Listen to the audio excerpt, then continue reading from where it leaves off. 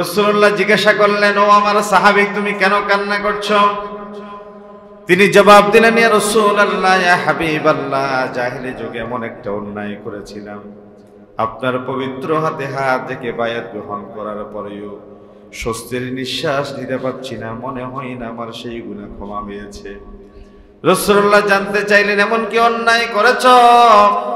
আমার এক কন্যা সন্তান ছিল, তারে আমি ভুলভাল কথা বলে একটা জায়গায় নিয়ে গেলাম, গর্ত করলাম, মাটি চাপা দেওয়ার চেষ্টা করলাম, চিৎকার করে আমার জড়িয়ে ধরে বলে, বাবা, এত নিষ্ঠুরতম আচরণ করবে ভাবতে পারি নাই, আমারে ছেড়ে দাও, বাবারে পরিচয় দিব না। পিতৃত্বের কাছে হেরে গেলাম, মেয়েরে ছেড়ে দিলাম। কিছুক্ষণ পরে আবার শয়তান মাথার উপর ভর করলো, এই কন্যা সন্তান নিয়ে সমাজে কেমনে যাব? আবার চেষ্টা করলাম মেয়েরে মাটি চাপা দিয়ে, পাথর চাপা দিয়ে হত্যা করার।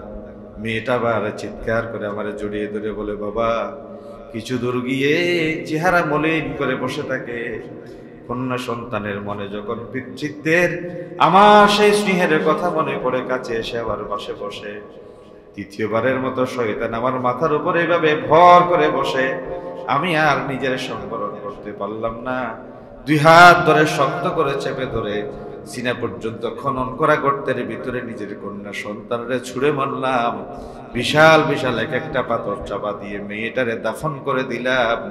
ওই যে মেয়ের কচি দেহের উপরে নিক্ষেপিত পাথরের আঘাতে ফিনকি দিয়ে রক্ত এসে আমার চেহারাকে লালে লাল করে দিয়েছিল।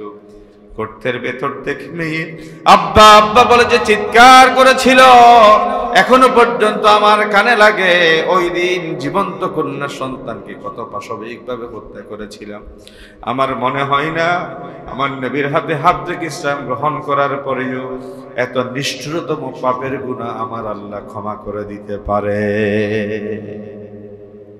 ইয়া রাসূলুল্লাহ, এই কথা যখন মনে পড়ে নিজেরে মানুষ বলে মনে হয় না, নিজেরে মানুষের কাতারে কল্পনা করতে আশ্চর্য লাগে। এতটা নিষ্ঠুর আচরণ আমাদের ভিতরে সংগঠিত হতো।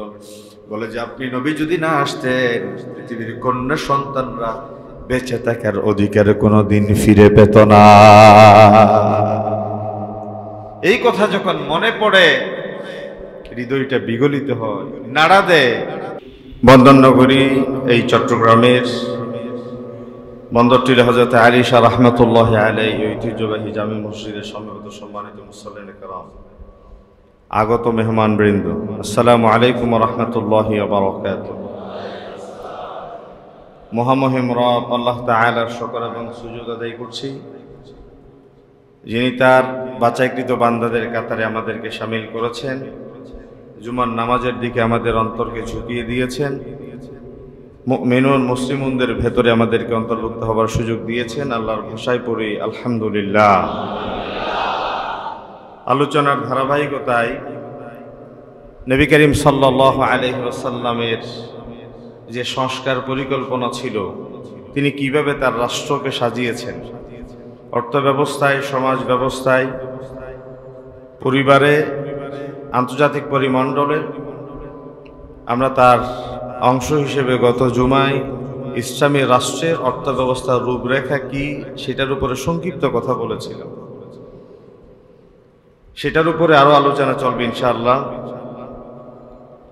আজকে একটি গুরুত্বপূর্ণ বিষয়ের উপর আলোচনা করতে চাই, সেটি হচ্ছে নবী করিম সাল্লাল্লাহু আলাইহি ওয়াসাল্লামের সামগ্রিক সংস্কার পরিকল্পনা কেমন ছিল, তিনি কিভাবে তার জাতিগোষ্ঠীকে তৈরি করেছিলেন।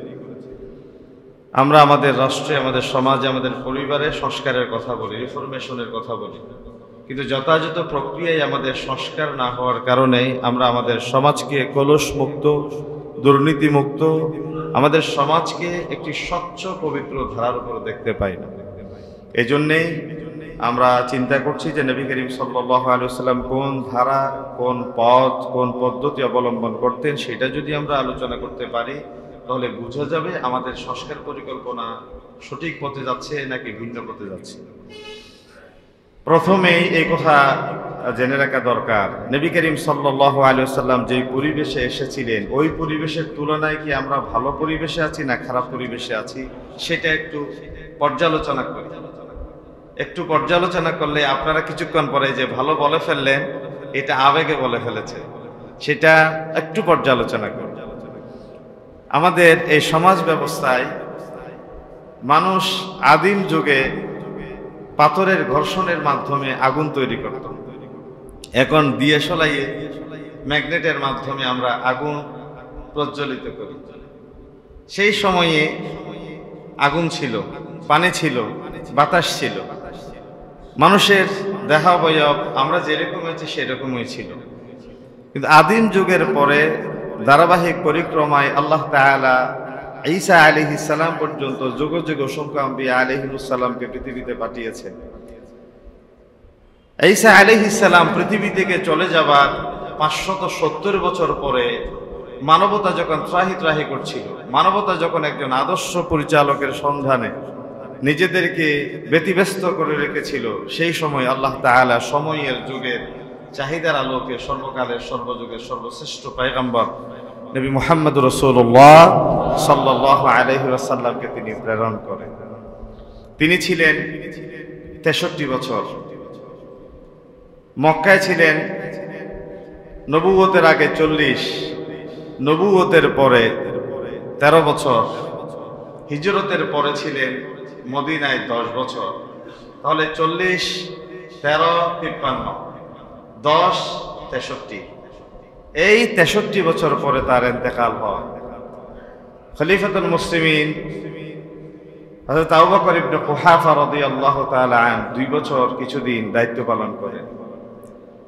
এরপরে আসেন হযরত উমর ইবনুল খাত্তাব রাদিয়াল্লাহু তাআলা আনহু 10 বছর, হযরত উসমান রাদিয়াল্লাহু তাআলা আনহু 12 বছর, হযরত আলী রাদিয়াল্লাহু তাআলা আনহু 5 বছর, 29 বছর 6 মাস, বাকি 6 মাস খেলাফতের দায়িত্ব পালন করেন হযরত আলী রাদিয়াল্লাহু তাআলা আনহুর সন্তান হযরত হাসান রাদিয়াল্লাহু তাআলা আনহু। এরপরে শুরু হয় উমাইয়া যুগ, ধারাবাহিক পরিক্রমায় আব্বাসীয়রা উমাইয়াদেরকে কবর থেকে তোলে বেত্রাঘাত করে। একটা সময় পৃথিবী নিষ্ঠুরতার দিকে পা বাড়ায়, স্বৈরতন্ত্রের দিকে এগিয়ে যায়, যার ধারাবাহিক পরিক্রমায় 2025 সালে আমরা। এই যে নবী করিম সাল্লাল্লাহু আলাইহি ওয়াসাল্লাম যেই সময় পৃথিবীতে আগমন করেছিলেন, সেই সময় আমাদের মতো এই সেন্ট্রাল কোনো সরকার, কোনো শাসন ব্যবস্থা ছিল না। ইকোনমির উপরে এই ধরনের আধুনিক কোনো চিন্তা ছিল না, কোনো ব্যাংকিং সিস্টেম ছিল না। মানুষ লেনদেন করত মহাজনী সিস্টেম। মানুষের ভেতরকার কাব্যিক প্রতিভা নিয়ে তারা তাদের ভেতরে নানা সংস্কৃতির আবির্ভাব ঘটেছিল, আবির্ভাব হয়েছিল সেই সময়। তাদের ভেতরকার কন্যা সন্তান জন্ম হওয়া তাদের কাছে ছিল বড় পাপের। পিতারাই কেবল পৃথিবীতে থাকবে, মাদের বেঁচে থাকার কোনো অধিকার থাকতে পারে না। আল্লাহ তাআলা ঈসা আলাইহিস সালামের পরবর্তী 600 বছরের কম বেশ সময়ে মানুষকে এই পর্যায়ে পৌঁছে দিয়েছিল, বা মানুষ এই পর্যায়ে নিজেদেরকে নামিয়ে নিয়েছিল, সুম্মা রাদাদনাহু আসফালা সাফিলিন, যার নিচে আর কোনো নিচ থাকতে পারে না, যার তলে আর কোনো তল থাকতে পারে না। মনুষ্যত্ববোধকে হারিয়ে মানুষ নিজেদেরকে ভ্রষ্টতার তল গহ্বরে নিমজ্জিত রেখেছিল। হযরত উমর ইবনুল খাত্তাব রাদিয়াল্লাহু তাআলা আনহুকে রাসূলুল্লাহ জিজ্ঞাসা করলেন, ওমর, আমি যদি তোমাদের কাছে না আসতাম তোমরা কেমন ছিলে, তোমরা কেমন থাকতে, আমাকে একটি ইতিহাস যদি তুমি শোনাতে। হযরত ওমর বলছি, ইয়া রাসূলুল্লাহ, দুটো ঘটনা বলবো, একটা ঘটনার কথা বললে হাসি পাই, আর একটা ঘটনার কথা মনে পড়লে বড় কান্না পাই। হাসির কথাটা ছিল এই, আমরা আমাদের জাতীয় খাদ্য হিসেবে মেনে নিয়েছিলাম খেজুরকে। কোথাও যখন যেতাম আমরা খেজুর দিয়ে একটা মূর্তি তৈরি করে সফরের সঙ্গী বানিয়ে নিতাম। কিছু দূর যাওয়ার পরে খিদে পেলে মূর্তির একটা হাত কোলে খেয়ে ফেলতাম, আর কিছু দূর যাওয়ার পর আরেকটি পা কোলে খেয়ে ফেলতাম। এভাবে সফর শেষ হতো, আমাদের মূর্তি খাওয়া শেষ হয়ে যেত। এই কথাটা মনে পড়লে বড় হাসি পায়। আমরা কেমন নির্বুধ ছিলাম, নিজেদের হাতেই তৈরি করা মূর্তি নিজেরাই পূজা করতাম, আবার সেই মূর্তি নিজেরাই খেয়ে ফেলতাম। আরেকটা কথা মনে পড়লে খুব বিব্রত হয়ে এবং খুব কষ্ট লাগে, সেটি হচ্ছে আমাদের ভেতরকার একজন সাহাবী যিনি পরবর্তীতে ইসলাম গ্রহণ করেছেন, তিনি নবী করিম সাল্লাল্লাহু আলাইহি ওয়াসাল্লামের সামনে এসে বলেছেন, ইয়া রাসূলুল্লাহ, আমাকে কালিমা পড়িয়ে মুসলমান হওয়ার সুযোগ দিন। হাতটা রাসূলুল্লাহ বাড়িয়ে দিলেন, কালিমা পড়ে ইসলাম গ্রহণ করলেন। একটা পর্যায়ে তিনি ইসলাম গ্রহণ করার পরে, আপনারা তো জানেন, আল ইসলাম ইয়াহদিমু মা কানা ক্বাবলাহু, ইসলাম গ্রহণ করার পরে পূর্ববর্তী সমস্ত গুনাহ খাতা মাফ করে দেন কে? ইসলামের পূর্বে জেহালতের ভেতরে যত অন্যায়, যত অপকর্ম, যত পাপ পঙ্কিলিত মানুষের জীবনে থাকতে পারে, আপনি যখনই এমব্রেস করলেন ইসলাম, সাথে সাথে মহামহিম রব জীবন থেকে সমস্ত গুনাহ খাতা মাফ করে দিয়ে আপনাকে বেগুনাহ পবিত্র করে দেন। সুবহানাল্লাহ বলেন। তারপরেও তিনি অঝোর দ্বারায় কাঁদছেন। রাসূলুল্লাহ জিজ্ঞাসা করলেন, ও আমার সাহাবী, তুমি কেন কান্না করছো? তিনি জবাব দিলেন, ইয়া রাসূলুল্লাহ, ইয়া হাবিবাল্লাহ, জাহেলি যুগে এমন একটা অন্যায় করেছিলাম, আপনার পবিত্র হাতে হাত রেখে বায়াত গ্রহণ করার পরেও স্বস্তির নিঃশ্বাস নিতে পারছি না, মনে হয় না আমার সেই গুনাহ ক্ষমা হয়েছে। রাসূলুল্লাহ জানতে চাইলেন, এমন কি অন্যায় করেছো? আমার এক কন্যা সন্তান ছিল, তারে আমি ভুলভাল কথা বলে একটা জায়গায় নিয়ে গেলাম, গর্ত করলাম, মাটি চাপা দেওয়ার চেষ্টা করলাম, চিৎকার করে আমার জড়িয়ে ধরে বলে, বাবা, এত নিষ্ঠুরতম আচরণ করবে ভাবতে পারি নাই, আমারে ছেড়ে দাও, বাবারে পরিচয় দিব না। পিতৃত্বের কাছে হেরে গেলাম, মেয়েরে ছেড়ে দিলাম। কিছুক্ষণ পরে আবার শয়তান মাথার উপর ভর করলো। এই কন্যা সন্তান নিয়ে সমাজে কেমনে যাব?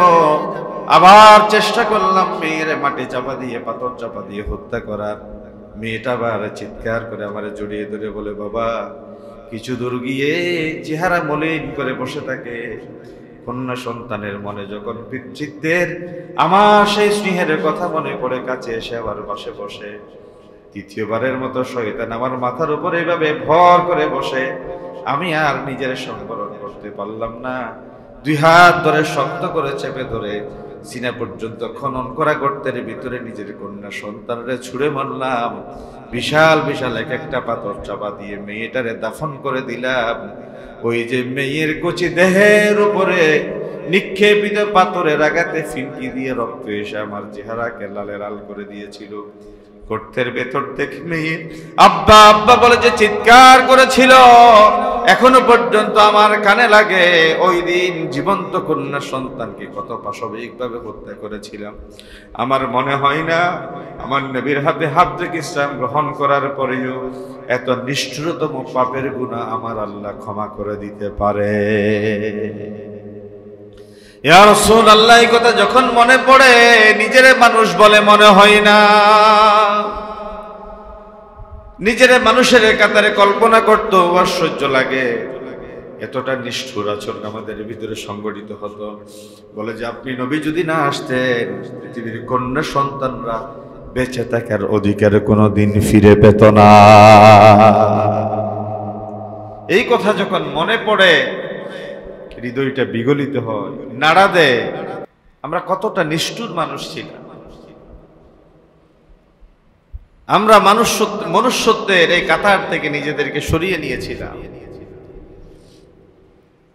পাশবিকতার এই যুগ, নিষ্ঠুরতার এই যুগ, ব্রুটালিটির এই যুগে নবী করিম সাল্লাল্লাহু আলাইহি ওয়াসাল্লামের আগমন কেবল সময় পেয়েছেন 63 বছর। এর 40 বছর ছিল নবুয়তের বাইরে, 10 বছর ছিল মক্কাতুল মুকাররমায়, 13 বছর জুলুম নির্যাতনের ভেতরে। মদিনাতুত তৈয়্যিবার 10 বছরে তিনি 83টা যুদ্ধ করেছেন। কয়টি? কেউ বলেছেন 87টি অথবা 88টি। কিতাবুল মাগাজি বুখারীর শরহ নামুল বারিতে আছে 87টি যুদ্ধ করেছেন। তাহলে 10 বছরে যদি 87টি যুদ্ধ করতে হয়, তাহলে অন এভারেজ আপনি হিসাব করে দেখেন তো 1 বছরে কয়টা করে যুদ্ধ করেছে।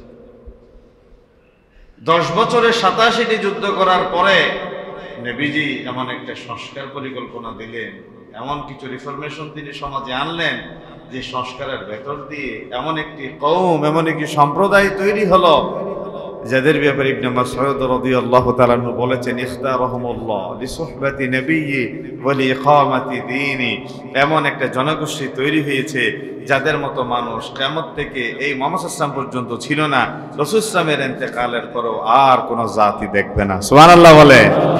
তারা হচ্ছে সাহাবী, তারা হচ্ছে বাছাইকৃত মানুষ, তারা এমন মানুষ আসহাবী কান্নুজুম। নবীজি বলেছেন আমার প্রত্যেকজন সাহাবী আকাশের নক্ষত্র তুল্য। বিআইয়িহিম ইক্তাদাইতুম ইহতাদাইতুম, তোমরা যে যারে অনুসরণ করবা তার ভেতরে সোজা আল্লাহর জান্নাতের রাস্তা খুঁজে পাবে। ওয়াস-সাবিকুনা আস-সাবিকুনা উলাইকাল মুকাররাবুন, যাদের ব্যাপারে বলা হয়েছে রাদিয়াল্লাহু আনহুম ওয়া রাদু আন, তাদের উপর আল্লাহ রাজি, আল্লাহ তাদের উপর রাজি। সাহাবায়ে কেরামের সমালোচনা করা যাবে না, আল্লাহ ওনাদেরকে মাফ করে দিয়েছে, বাছাইকৃত মানুষ। তাহলে 13 বছরের জুলুম, টিরানি, নির্যাতন, অবরোধ, পারসিকিউশন, 10 বছরে 87টি যুদ্ধ, জুলুম, নির্যাতন আর যুদ্ধ বিধ্বস্ত একটা দেশের ভেতরে থেকেও তিনি এমন ব্যক্তিগত, পারিবারিক, সামাজিক, রাষ্ট্রীয়, আন্তর্জাতিক এমন কিছু কাঠামো, এমন কিছু মূলনীতি, এমন কিছু সংস্কার তিনি করে গেলেন যে সংস্কার কিয়ামত পর্যন্ত আর কারো হাত দিয়ে করা সম্ভব। তিনি একজন সফল রাষ্ট্রনায়ক, সফল পিতা, সফল স্বামী, সফল সমরবিদ, সফল সেনানায়ক। নবী করিম সাল্লাল্লাহু আলাইহি ওয়াসাল্লামের চেয়ে শ্রেষ্ঠ চরিত্রবান, শ্রেষ্ঠ সফল সমন্বয়ক পৃথিবীতে দ্বিতীয় কেউ হতে পারে? আল্লাহ তাআলা নিজেই কন্ট্রোল করেছেন। ইন্নাকা লাআলা খুলুকিন আযীম। আমরা যদি কেউ সফল ব্যর্থ এই প্যারামিটার তৈরি করতে চাই, তাহলে কারো জীবনে সফলতার অর্থব্যবস্থা খুঁজে পাওয়া গেলে পারিবারিকভাবে তিনি ব্যর্থ, কাউকে পারিবারিকভাবে সফল পাওয়া গেল রাজনৈতিকভাবে দেউলিয়া, কাউকে রাজনৈতিকভাবে সফল মনে হলো আন্তর্জাতিকভাবে তিনি ব্যর্থ। যার শৈশব জীবন সফল হলো কৈশোর জীবনে ভুলে ভরা, কৈশোর জীবন সফল হলো যৌবন কালিমাযুক্ত, যৌবন ভালো হলো বৃদ্ধ বয়সে এমন একটা জীবনে কালিমা তকমাযুক্ত হলো, সারা জীবনটাই ব্যর্থতায় পর্যবসিত হলো। কিন্তু আমার নবীর জন্মের আগের দিন থেকে ইন্তেকালের মুহূর্ত পর্যন্ত এমন কোন ক্ষণ, এমন কোন মুহূর্ত, এমন কোন মোমেন্ট পাওয়া যায় না যেই মুহূর্ত দিয়ে টান দিলে পরে নবীজির জীবনকে ব্যর্থ করা যায়, এমন কোন চরিত্র কি নবীজির জীবনে পাওয়া যায় না। এই জন্যই তো বলা হয়েছে উসওয়াতুন হাসানা, লাকাদ কানা লাকুম ফি রাসূলিল্লাহি উসওয়াতুন হাসানা। পিতারা আসো আদর্শ নাও, নবীর জীবনে ডুব দাও। সন্তানরা আসো বাবার চরিত্র দেখে কিভাবে জীবন গঠন করবে। নাতিরা আসো নানার চরিত্র কেমনে দেখতে হয় দেখে না। স্ত্রীরা আসো স্বামীর চরিত্র কেমনে নিতে হয়। তাহলে সফল পিতা, সফল বাবা, সফল স্বামী, সফল রাষ্ট্রনায়ক, সফল সেনানায়ক একীভূত করেছেন মুহাম্মদ রাসূলুল্লাহ সাল্লাল্লাহু আলাইহি ওয়াসাল্লামের জীবনে। এই মানুষটার সংস্কার পরিকল্পনা ছিল নাম্বার 1 তাওহীদের ভিত্তিতে ধর্মীয় সংস্কার। মানুষ যদি এই মসজিদের ভেতরে হাজার হাজার মুসল্লি আপনারা সমবেত হয়েছে, এই মুসল্লিদের ভেতরে যদি আমরা এখানে কেউ রবের গোলামি করতাম, কেউ যদি খ্রিস্টান হিসেবে ঈসা আলাইহিস সালামকে রব মানতাম, কেউ যদি ইহুদি হিসেবে মুসা আলাইহিস সালামের পূজা করতাম, আর কেউ যদি আমরা বিভিন্ন দেবদেবীর উপাসনা করতাম, তাহলে নামাজের এই সুন্দর শৃঙ্খলাটাকে বজায় থাকতো না। আমাদের নামাজের এই পরিবেশটা সৌন্দর্যের মূল সূতিকাগার হিসেবে ভূমিকা পালন করে। মসজিদের ভেতরে যারা এসেছে আমাদের প্রত্যেকের চিন্তা দর্শন একটাই, যে আমাদের মহামহিম রব আল্লাহ তাআলার গোলামিতে নিজের মস্তকটা ঠেকিয়ে কিভাবে রবের গোলামির কাতারে নিজেকে শামিল করা যায়। এছাড়া কি ভিন্ন কোনো উদ্দেশ্য আছে? নাই। আমার নবী সেই কথাটাই প্রথম তাদের মাঝে বদ্ধমূল করে দিতে পেরেছিলেন। আমরা সকলেই এক রবের গোলাম, আমাদের মনিব এক। আমাদের মসজিদের ভেতরে মুসল্লির সংখ্যা যদি 10 লাখ হয়, ইমামের সংখ্যা কিন্তু 2 জন হবে না। মুসল্লির সংখ্যা যদি 1 কোটি হয়, ইমামের সংখ্যা কিন্তু 3 জন হবে না। ইমাম একজন, ওই একজন ইমামকে নেতৃত্বে মেনে 1 কোটি মানুষ আল্লাহকে সেজদা দিতে রাজি। এই যে মসজিদের ভিতরে শৃঙ্খলা, ডিসিপ্লিন, এটা যদি মুসল্লিদের প্রতি লাখে এক একজন করে এক একটা দর্শন, এক একটা চিন্তার উপরে দাঁড়িয়ে যেত, তাহলে 1 কোটি মানুষের ভিতরে 10টা চিন্তা, 20টা চিন্তা, 100টা চিন্তা দাঁড়িয়ে যেত। তখন মসজিদের ভিতরে শৃঙ্খলার চেয়ে বিশৃঙ্খলার পরিবেশটাই বেশি দেখা যেত, ঠিক না? আমার নবী সর্বপ্রথম ওয়াননেস অফ গড, যে কথাটা আমরা বলি, ইলাহুকুম ইলাহু ওয়াহিদ, তোমাদের ইলাহ, তোমাদের প্রভু কয়জন? বলেন কয়জন? ইলাহুকুম ইলাহু ওয়াহিদ, তোমাদের সকলের রব একজন। শ্বেতাঙ্গ, কৃষ্ণাঙ্গ, প্রাচ্য, পাশ্চাত্য, সকলে এক রবের গোলামি করবে, তিনি আমাদের আল্লাহ। আওয়াজ দিয়ে বলেন, তিনি আমাদের আল্লাহ।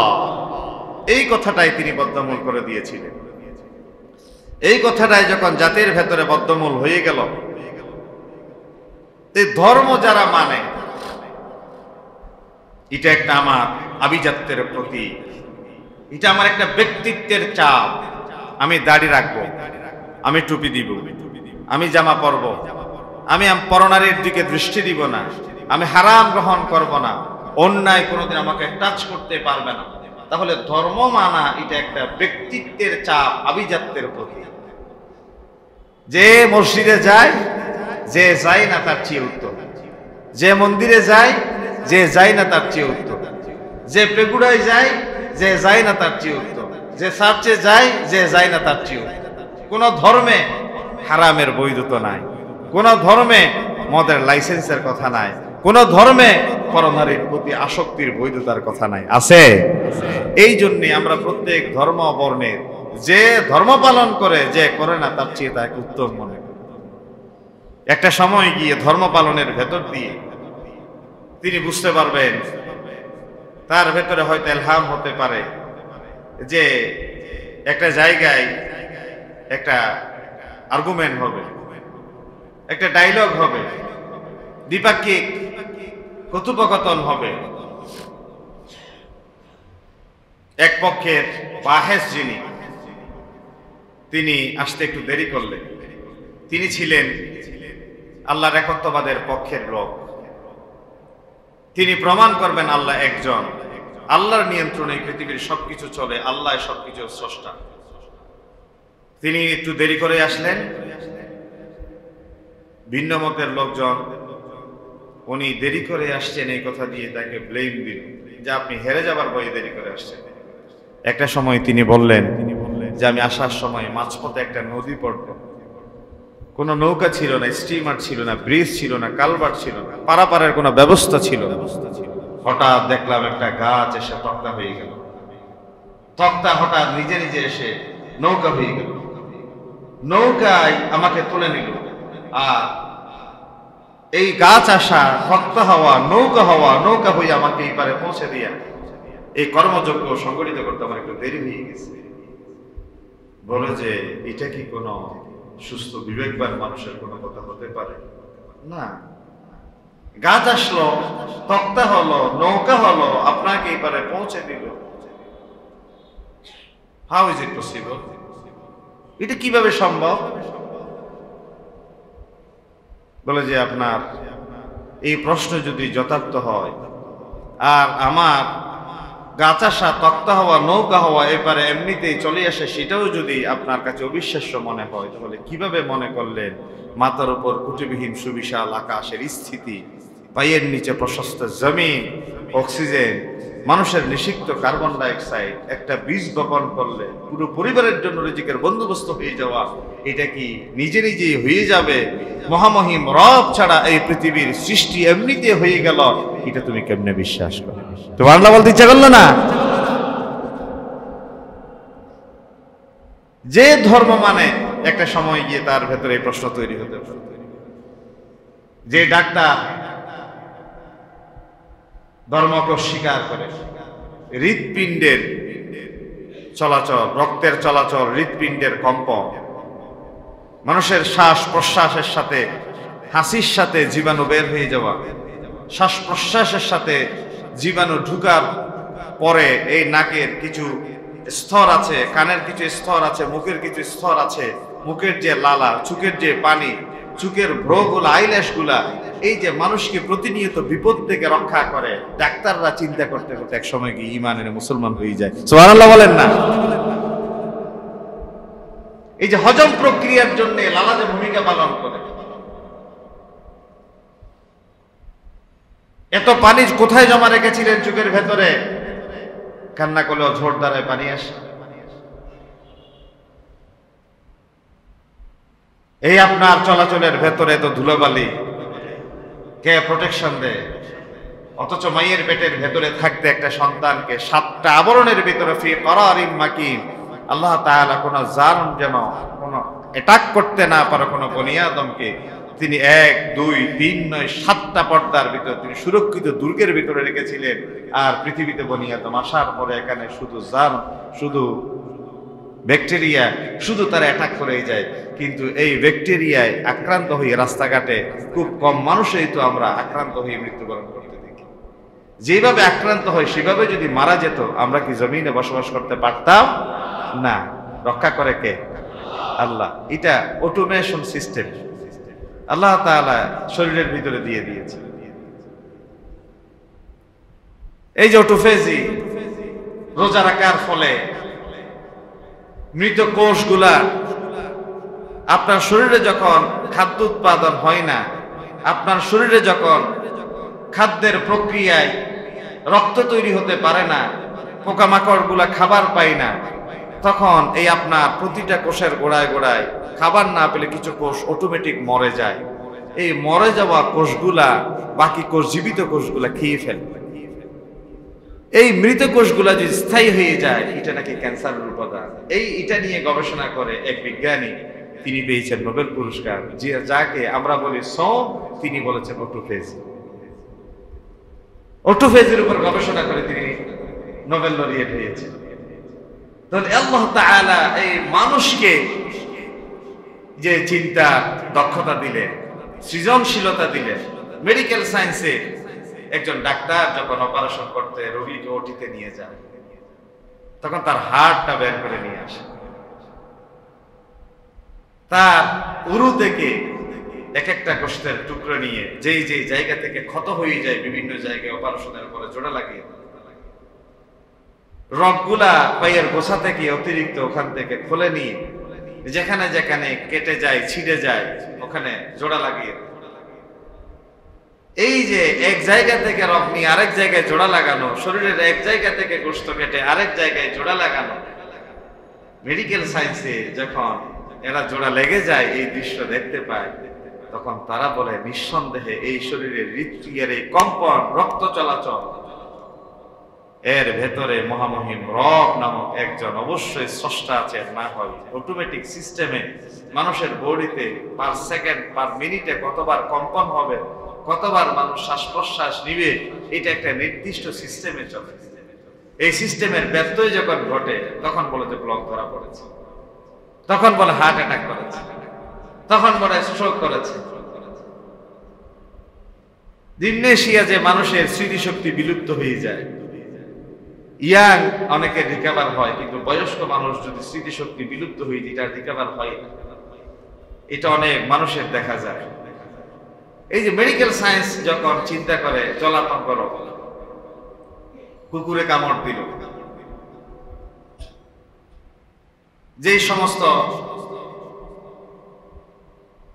বিড়াল রে কুকুরে রেবিস যুক্ত বিড়াল যদি কোনো মানুষকে কামড় দেয়, তারও সেই জলাতঙ্ক রোগে এক সময় আক্রান্ত হয়ে মৃত্যুর মুখে পড়তে হবে। পানি দেখলে সে পাগল হয়ে যায়। এই যে মানুষের ভেতরে রোগ প্রতিরোধ ক্ষমতা হারিয়ে যাওয়া, মেডিকেল সায়েন্স এই জায়গায় সারেন্ডার করে দিয়েছে। এই যে ক্ষুদ্র থেকে ক্ষুদ্রতর অণু, পরমাণু, আরো ছোট এই যে জীবাণুগুলা করোনায় মানুষকে অ্যাটাক করেছিল, মাইক্রোস্কোপ যন্ত্র দিয়ে দেখা যায় না, পৃথিবীর সমস্ত বিজ্ঞানীকে হতবাক করে দিল, সমস্ত ডাক্তারকে স্পিচলেস করে দিল, থামিয়ে দিল। বলে আমাদের সমস্ত আয়োজন, সমস্ত গবেষণা, সমস্ত ইনভেনশন আজকে ব্যর্থ হয়ে গেল। নিঃসন্দেহে আমাদের গবেষণা, আমাদের আবিষ্কারের পরেও আরো আবিষ্কার থাকতে পারে, এরপরও আরো মহাশক্তিধর রবের পক্ষ থেকে জটিল কঠিন পরীক্ষা আসতে পারে। এক করুণায় জাতির দৃষ্টির চোখ খুলে দিয়েছে, ঠিক কিনা বলেন না? জাতির চোখ খুলে দিয়েছে, রবের প্রতি আস্থার জায়গাটা আরো সুদৃঢ় করে দিয়েছে। মুহাম্মদ রাসূলুল্লাহ সাল্লাল্লাহু আলাইহি ওয়াসাল্লাম সর্বপ্রথম জাতির ভেতরে এই বিবেকের দরজায় তিনি কড়াঘাত করলেন। ইলাহুকুম ইলাহু ওয়াহিদ। আল্লাহ রাব্বুল আলামিন কোরআনুল কারীমের ভেতরে চমৎকার ভাবে তিনি বর্ণনা করলেন, আল্লাহু লা ইলাহা ইল্লা হুয়াল হাইয়ুল কাইয়্যুম লা তা'খুযুহু সিনাতুন ওয়ালা নাওম লাহু মা ফিস সামাওয়াতি ওয়া মা ফিল আরদ من ذا الذي يشفع عنده إلا بإذنه يعلم ما بين أيديهم وما خلفهم ولا يحيطون بشيء من علمه إلا بما شاء وسع كرسيه السماوات والأرض ولا يؤوده حفظهما وهو العلي العظيم। কতকার নিজের পরিচয় দিয়ে তো চমৎকার কোরআনের হাট হিসেবে ঘোষণা করা হলো এই আয়াত। কোরআনের হৃৎপিণ্ড এই আয়াত। তিনি সেই সত্তা যিনি চেনা কোনো রব নাই, কোনো ইলাহ নাই, কোনো মাবুদ নাই, কোনো উপাস্য নাই। আল হাই আল কাইয়্যুম, যিনি চিরঞ্জীব, চিরস্থায়ী। পৃথিবীর সমস্ত সৃষ্টি একদিন যেমনি সে জন্মগ্রহণ করেছে তেমনি সে একদিন মৃত্যুর মুখে পতিত হবে, কিন্তু আমার রব তিনি যার ক্ষয় নাই, যার মৃত্যু নাই, যার শেষ নাই। কোরআনুল কারীমে আল্লাহ রাব্বুল আলামিন বলেন, هو الأول والآخر والظاهر والباطن وهو بكل شيء عليم। তিনি প্রথম, তিনি শেষ, তিনি প্রকাশ্যে, তিনি গোপনে। মানুষের ভালো মন্দের সব কিছু অন্তর্যামী হিসেবে জানেন একমাত্র একজন, তিনি কে?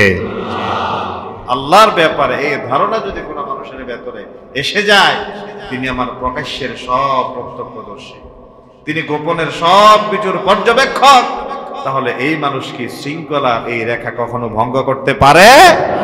আর শৃঙ্খলার রেখা যদি কেউ ভঙ্গ না করে, সূর্য, চন্দ্র, গ্রহ, নক্ষত্র যেমনি সুশৃঙ্খল ভাবে একজনের চলার পথে অন্যজন ব্যাঘাত সৃষ্টি করতে পারে না, ওয়াশ-শামসু তাজরি লিমুস্তাকাররিন লাহা যালিকা তাকদীরুল আজিজিল আলিম, তাহলে পৃথিবীর মানুষের একজনের পাওয়া একজনের না পাওয়ার সাথে যদি সংঘর্ষ না লেগে যায়, এই সমাজেও কি কোনো বিশৃঙ্খলা হতে পারে? মানুষ আল্লাহর অস্তিত্বের ব্যাপারে গাফেল, আল্লাহর সৃষ্টির ব্যাপারে বেমালুম, তারা ভুলে আছে। এই জন্য আমাদের ভিতরে অস্থিরতা। তাহলে মহামহিম রবের একত্ববাদের ব্যাপারে তাদের ভেতরে সর্বপ্রথম মুহাম্মদ রাসূলুল্লাহ সাল্লাল্লাহু আলাইহি ওয়াসাল্লাম ধারণা তৈরি করলেন, এবং তিনি কিভাবে বুঝালেন দেখেন। মাসালুল লাযীনা ইত্তাখাযু মিন দুনিল্লাহি আউলিয়া কামাসালিল আনকাবুত ইত্তাখাযাত বাইতা وإن أوهن البيوت لبيت العنكبوت। যারা আমার আল্লাহর পরিবর্তে অন্য কাউকে সাহায্যকারী হিসেবে গ্রহণ করে, তাদের উদাহরণ হচ্ছে মাকড়সার নিয়ে। মাকড়সা চিনেন তো আপনারা? মাকড়সার নিয়ে, মাকড়সা কি করে? ইত্তাখাযাত বাইতা, সে ঘর বানায়। ওয়া ইন্না আওহানাল বুয়ুতি লাবাইতুল আনকাবুত, আর সব ঘরের ভেতরে মাকড়সার ঘরই তো অত্যধিক দুর্বল। লাউ কানু ইয়ালামুন, যদি সে জানতো। এই আয়াতের মাধ্যমে কি বুঝালেন আল্লাহ? মাকড়সার ঘর, পৃথিবীতে মানুষ যত ঘর তৈরি করে, প্রাণীরা যত ঘর তৈরি করে, সব ঘরের ভিতরে সবচেয়ে দুর্বল ঘর হচ্ছে এই ঘর। মানুষ যদি আঙ্গুল দিয়ে শুধু একবার ডান থেকে বামে যায়, বাম থেকে ডানে যায়, তাহলে পুরো মাকড়সার ঘরটা তার আঙ্গুলের মাথায় এসে যায়, ঠিক না? ঠিক আল্লাহ তাআলা এই আয়াত দিয়ে বুঝালেন, আমার আল্লাহ ছাড়া পৃথিবীর কোনো শক্তি, পৃথিবীর কোনো দেবদেবী, অন্য কোনো উপাস্যের কাছে যদি মস্তকটা ঠেকাও, তাহলে ইন্না কাইদাশ শাইতানি কানা দাঈফা, এটা হবে শয়তানের ফাঁদ। আর এই ফাঁদটা হচ্ছে পৃথিবীতে সবচেয়ে দুর্বল, সবচেয়ে দুর্বল। আল্লাহর অস্তিত্বের পরিবর্তে কোনো অস্তিত্ব পৃথিবীতে থাকতে পারে না। আর এই অস্তিত্বে যদি কেউ বিশ্বাসী হয়ে সেই অস্তিত্বের দিকে মস্তক ঝুঁকায়, আজ হোক কাল হোক, সে নিপতিত হবেই বিপদ। নবী করিম সাল্লাল্লাহু আলাইহি ওয়াসাল্লাম বললেন, ও দুনিয়ার মানুষেরা শোনো শোনো, মান শাহিদা আল্লাহ ইলাহা ইল্লাল্লাহ ওয়াহদাহু লা শারীকা লাহু ওয়া আন্না মুহাম্মাদান আবদুহু ওয়া রাসূলুহু ওয়া আন্না ঈসা আবদুল্লাহি ওয়া রাসূলুহু وكلمته ألقاها إلى مريم وروح منه وأن الجنة حق والنار حق أدخله الله الجنة على ما كان من العمل। বুখারী মুসলিমের হাদিস। বিশ্বনবী বললেন, যে ব্যক্তি সাক্ষ্য দিল যে আল্লাহ ছাড়া কোনো ইলাহ নাই, কোনো উপাস্য নাই, কোনো মাবুদ নাই, তিনি একক, তার কোনো শরীক নাই, এবং মুহাম্মদ সাল্লাল্লাহু আলাইহি ওয়াসাল্লাম আল্লাহর বান্দা ও তার রাসূল, আরো বিশ্বাস রাখলো যে ঈসা আলাইহিস সালাম আল্লাহর বান্দা ও তার রাসূল, এবং তার কালিমা যা তিনি মারিয়ামের গর্ভে নিক্ষেপ করেছিলেন, অর্থাৎ মায়ের গর্ভে আল্লাহ রাব্বুল আলামিন শুধু বলেছিলেন কোন, মুহূর্তের ভিতরে ফায়াকুন হয়ে গিয়েছিল। এবং তার রূহ, তার জান্নাত সত্য, জাহান্নাম সত্য, তাহলে তার আমল যাই হোক না কেন, আল্লাহ রাব্বুল আলামিন এই বিশ্বাসী হয়ে যদি কেউ কবরে যায়, তার জন্য জান্নাত অবধারিত করে দিবেন। সুবহানাল্লাহ বলেন। আল্লাহ ছাড়া কোনো ইলাহ নাই, মুহাম্মদ সাল্লাল্লাহু আলাইহি ওয়াসাল্লাম আল্লাহর রাসূল, ঈসা আলাইহিস সালাম আল্লাহর পক্ষ থেকে নবী হয়ে এসেছেন, এবং তিনি আলকাহা ইলা মারইয়াম, মারিয়ামের পেটের ভিতরে আল্লাহ তাআলা কালিমাকে ফুঁকে দিয়েছেন। এই বিশ্বাস স্থাপন করলো জান্নাত সত্য, জাহান্নাম সত্য, আমল যাই হোক না কেন, কম বেশ ভালো মন্দ, আল্লাহ তাআলা এই বিশ্বাসী হয়ে যদি কেউ কবরে যায়, তার জন্য জাহান্নাম হারাম করে জান্নাত অবধারিত করে দিবেন। সুবহানাল্লাহ বলেন। নবী করিম সাল্লাল্লাহু আলাইহি ওয়াসাল্লাম সেই কথাটাই তিনি জাতির সামনে উপস্থাপন করতে সক্ষম হয়েছিলেন। আজকেও আমরা আপনাদের সামনে এই কথাটা পেশ করতে চাই যে আল্লাহ তাআলা আমাদেরকে যেই ফয়সালার উপরে পৃথিবীতে সৃষ্টি করেছেন, সেই ফয়সালা হচ্ছে আল্লাহ এক, তিনি একক, তার সাথে কোনো শরীক নেই, কোনো অংশীদার নাই। আল্লাহর একত্ববাদের পক্ষের সঙ্গী যদি আমরা সকলেই হয়ে যাই, আমাদের ভেতরকার আর কোনো বিশৃঙ্খলা থাকার কথা? তাহলে কেন মারামারি, কেন ফাসাদ, কেন হয়রানি? এই সরকার আসলে ওই সরকারের অনুসারীদের শান্তি নেই, এই সরকার আসলে ওই সরকারের অনুসারীদের শান্তি নেই। কেন ভাই? এটা তো সরকারের অনুসারীদের ভেতরে মত পার্থক্য থাকার কথা ছিল না, মত পার্থক্য থাকার কথা ছিল ঈমান আর বেঈমানের ভেতরে, ঈমানদার আর বেঈমানের ভেতরে পার্থক্য থাকার কথা ছিল। এখন পার্থক্য হয়ে গিয়েছে অনুসারীদের ভেতরে। আমাদের দিলটা, রুটা, কলবটা, জায়গাটা একটু বড় করা দরকার, একটু বড় করা দরকার। অ্যাটাক করে কথা বলা, মানুষকে তুচ্ছ করা, মানুষকে তাচ্ছিল্য করা, মানুষকে অবজ্ঞা করা, সেটা কোনোদিন মুমিনের চরিত্র হতে পারে না। আমি তো সবসময়ই বলে আসছি আপনাদের, আমি এখানে যতদিন আপনাদের সামনে কথা বলছি, প্রত্যেকটা সময় বলার চেষ্টা করেছি, মুমিন মুসলমান একটা দেহের নিয়ে, একটা দেহের নিয়ে। আল মুসলিমুনা কাজাসাদিন ওয়াহিদিন ইনিশতাকা আইনুহু ইশতাকা কুল্লুহু। কোন মানুষের চোখে যদি ব্যথা হয়, তাহলে তিনি কি চোখে ব্যথার কারণে শারীরিক কি স্বস্তি বোধ করেন? কথা বুঝলেন না? কোন মানুষের চোখ যদি অসুস্থ হয়ে যায়, চোখশুল হয়, চোখ উঠে, চোখ লাল হয়, ওই মানুষটা কি স্বস্তিতে থাকতে পারে? কোন মানুষের মাথা ফেটে গেলে, শিলাই হলে ওই মানুষটা কি স্বস্তিতে ঘুমাতে পারে? তাহলে এক মাথার ব্যথায় পুরো শরীরের শান্তি নষ্ট করে দেবে, এক চোখের ব্যথায় পুরো শরীরের শান্তি কেটে নিল। তাহলে পুরো বডির শান্তির জন্য কেবল একটা স্পট, নিরাময় হওয়া, অসুস্থ হওয়া। অশান্তির জন্য অসুস্থ, শান্তির জন্য নিরাময়। ঠিক আল্লাহ তাআলার হাবিব এখানে বলেছেন, আল মুমিনুনা কাজাসাদিন কারাজুলিন ওয়াহিদিন। সারা দুনিয়ার সমস্ত মুমিন একটা দেহের নিয়ায়। আমার আফগানিস্তানে, আমার ফিলিস্তিনে একজন ভাই যদি আক্রান্ত হয়, সে যদি আমার কালিমার দ্বীনি ভাই হয়, আমি বাংলাদেশের বন্দর টিলার এই জমিনে তার আক্রান্তের খবর শুনে কোনোদিন শান্তিতে খেতে ঘুমাতে পারি? এটা হচ্ছে ইমানের দাম। সারা দুনিয়ার সমস্ত মুমিন একটা দেহের নিয়ে। মাথায় ব্যথা পেলে যেমন আপনি সারা শরীর ব্যথায় কষ্ট পান, ঠিক ওই প্রান্তে কেউ আক্রান্ত হলে পরে বাংলাদেশের এই জমিন আপনার ভেতরে ইমানের দাবিদার হলে পরে আপনি তো শান্তিতে থাকতে পারেন। ইব্রাহিম আলাইহিস সালাম রাস্তা দিয়ে হেঁটে যাচ্ছেন, তাকে ডাকলো, ইব্রাহিম চলো মেলায় যাই। ইব্রাহিম আলাইহিস সালাম ফানাজারা নাজরাতান ফিন নুজুম, আকাশের দিকে দৃষ্টি দিয়ে তারকা দেখলেন। কিছুক্ষণ পরে মস্তকটা নিচের দিকে করে বললেন, ফাকালা ইন্নী সাকিম, আমি অসুস্থ, যেতে পারবো না। ফানাজারা নাজরাতান ফিন নুজুম, তারকাপুঞ্জের দিকে দৃষ্টি দিলেন, মস্তক নামালেন, আবার তিনি বললেন, ফাকালা ইন্নী সাকিম, আমি অসুস্থ, যেতে পারবো না। মুফাসসিরিন ইকরামরা কলম ধরলেন, ইব্রাহিম আলাইহিস সালাম তো শারীরিকভাবে সুস্থ ছিলেন, তার কওমের লোকজন মেলায় তারা নিয়ে যাওয়ার জন্য আহ্বান করলো, আর তিনি বললেন তিনি অসুস্থ, মেলায় যেতে পারবেন না। তাহলে আল্লাহর পয়গম্বর খলিলুল্লাহ হয়ে কেমনে তিনি মিথ্যার আশ্রয় গ্রহণ করলেন?